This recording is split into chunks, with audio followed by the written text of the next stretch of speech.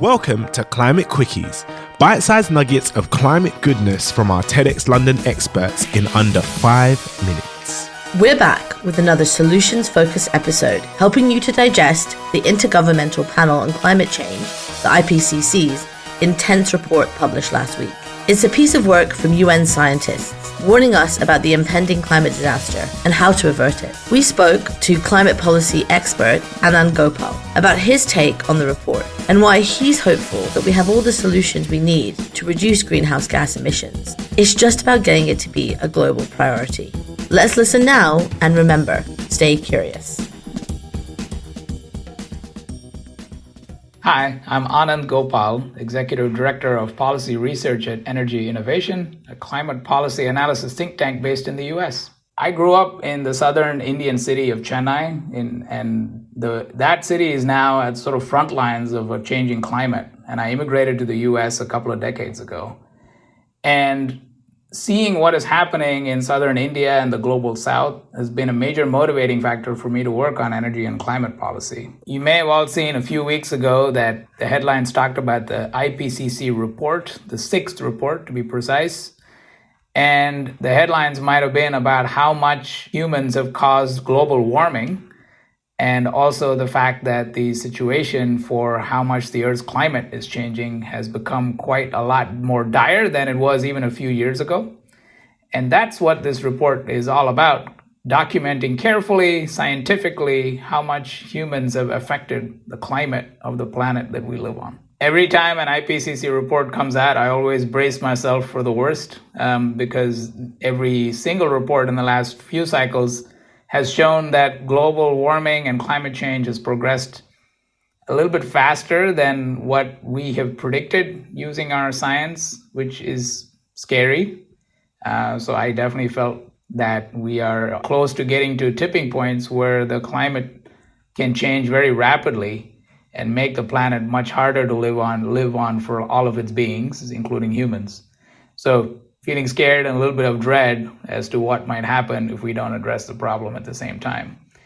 However, I work in this field and I've done so for 20 years, so I also know that we can solve the problem. So it just sort of motivated me to redouble my efforts in everything I do on a daily basis. The Intergovernmental Panel on Climate Change, or IPCC, was established in 1988 by the UN Environment Program and the World Meteorological Organization to periodically assess the science related to climate change.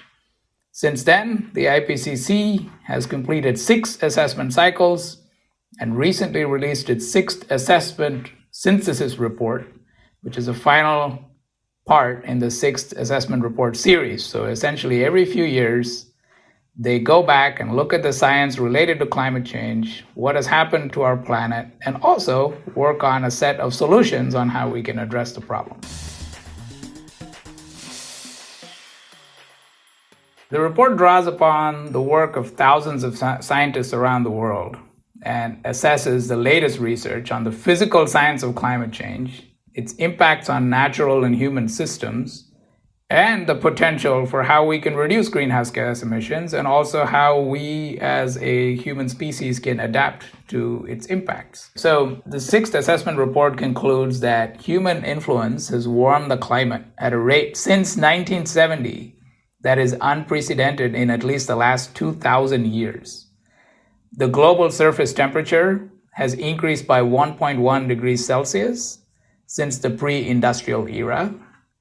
And the last decade, 2011 to 2020, was the warmest on record. The report finds that even if emissions are rapidly reduced, some impacts of climate change are already irreversible, and further warming will continue for decades to centuries due to past emissions.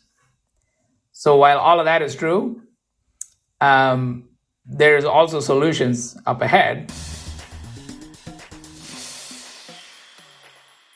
This may sound scary, but all is not lost. There's also a part of the report that is quite hopeful. First of all, the report finds that it is still possible to reduce and keep warming under 1.5 degrees C, but it will require immediate and ambitious action by all countries to reduce greenhouse gas emissions. What it means in actual terms is that the world as a whole needs to top out or peak all greenhouse gas emissions by 2025. Currently, the world's greenhouse gas emissions are increasing every year, so it would need to peak and top out by 2025. And then start reducing so that we end up with at least half the emissions that we have today by 2030. Now, for the average person listening to this, that might sound like a very difficult thing to do. And yes, it is not easy, but there's a lot of good news in the sense that as someone who has worked on climate, particularly around how do you find solutions to the energy that powers our societies, I can tell you that the technologies we need to reduce greenhouse gas emissions in line with what the IPCC says is needed are all invented and available today. What we need is for governments and businesses to make acting on climate change a higher priority, and in some cases, the highest priority, because they have the power to put these technologies into large-scale use while winding down all the polluting technologies.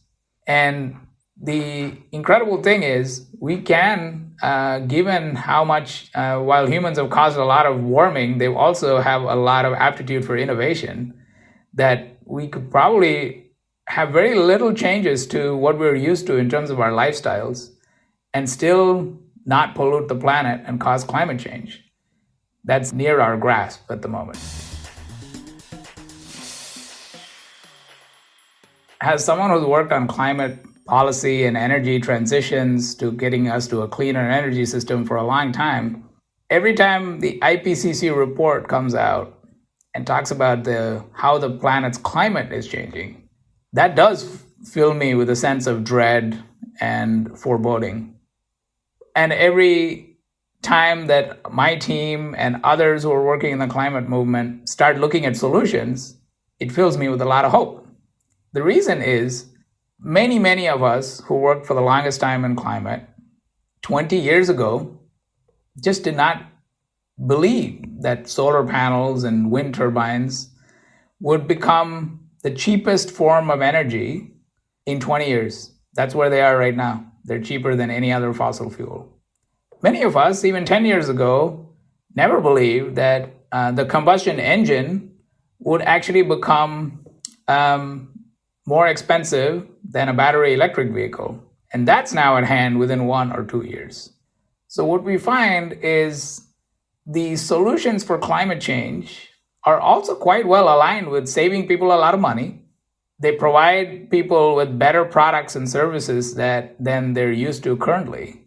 So in an interesting way, technological progress has also come through in leaps and bounds at the same time that the warming has gotten worse. So the best thing that you can do as an average citizen is to engage with any level of government you feel empowered to engage in.